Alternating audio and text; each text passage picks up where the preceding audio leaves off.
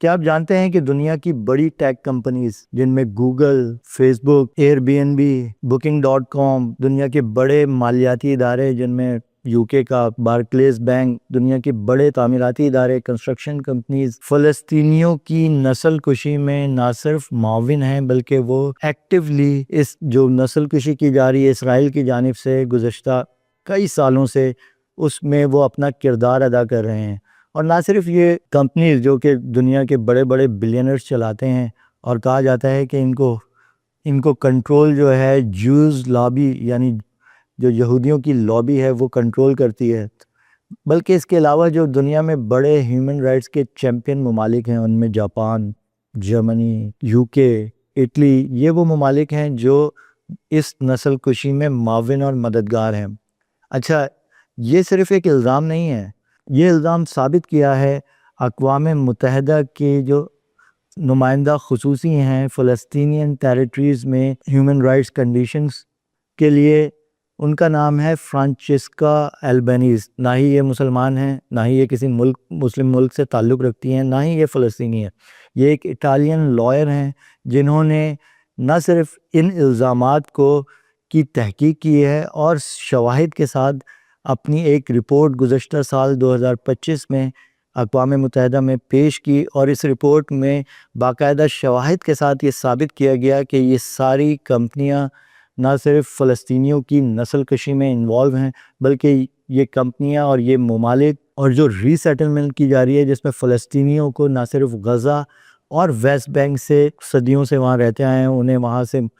زبردستی ہٹایا جا رہا ہے اور یہودیوں کو لا کے آباد کاری کی جا رہی ہے یہودیوں کی، اس میں یہ پوری طرح معاون اور مددگار ہے۔ اور جب انہوں نے یہ رپورٹ جاری کی اور یہ رپورٹ پبلک ہوئی، کیونکہ اس سے پہلے صرف الزامات لگائے جاتے تھے، صرف بتایا جاتا تھا کہ فلسطینیوں کی نسل کشی ہو رہی ہے، جو بین الاقوامی میڈیا ہے جسے یہودی لابیز کنٹرول کرتی ہیں وہ اس کو کاؤنٹر کرتا تھا، اپنا نیریٹو پیش کرتا تھا، اور ایسا لگتا تھا کہ یہ صرف الزامات ہیں، اس میں شاید زیادہ حقیقت نہیں ہے۔ لیکن فرانچسکا البنیز کی رپورٹس خاص طور پہ جو گزشتہ سال ان کی رپورٹ آئی اور اس میں انہوں نے جو شواہد جمع کیے، کیونکہ وہ ایک پیشے کے اعتبار سے لائر ہیں، تو انہوں نے بڑے مدلل طریقے سے اور باقاعدہ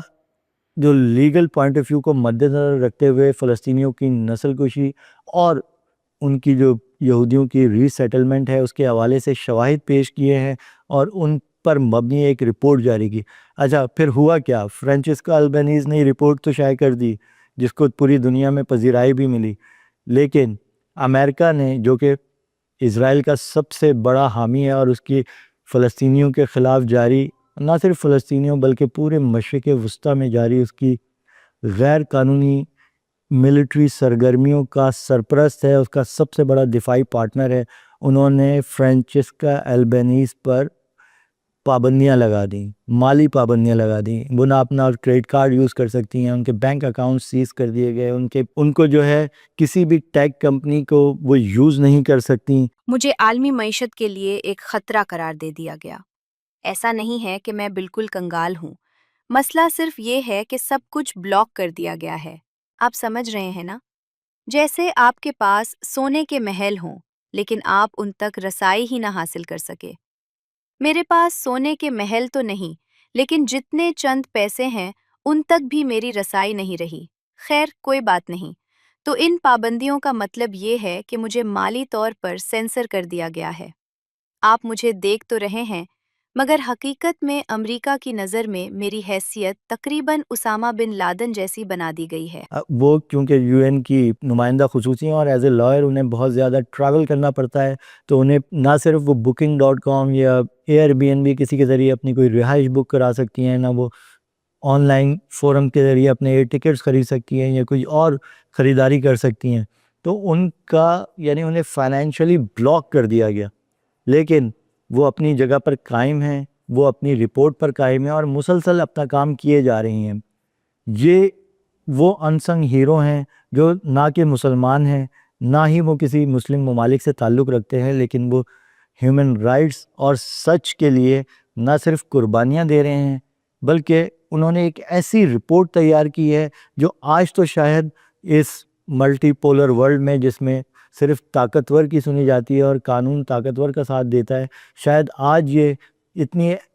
زیادہ اثر مند نہیں ہوگی، لیکن اس رپورٹ یہ مستقبل کے لیے ایک ایسا ڈاکومنٹ بن گئی ہے جو اسرائیل اور جو زائنسٹ رجیم ہے اسرائیل کا، ان کو آنے والے کئی دہائیوں یا صدیوں تک ہانٹ کرے گی۔ آج کے لیے ہمیں اجازت دیجیے، شکریہ۔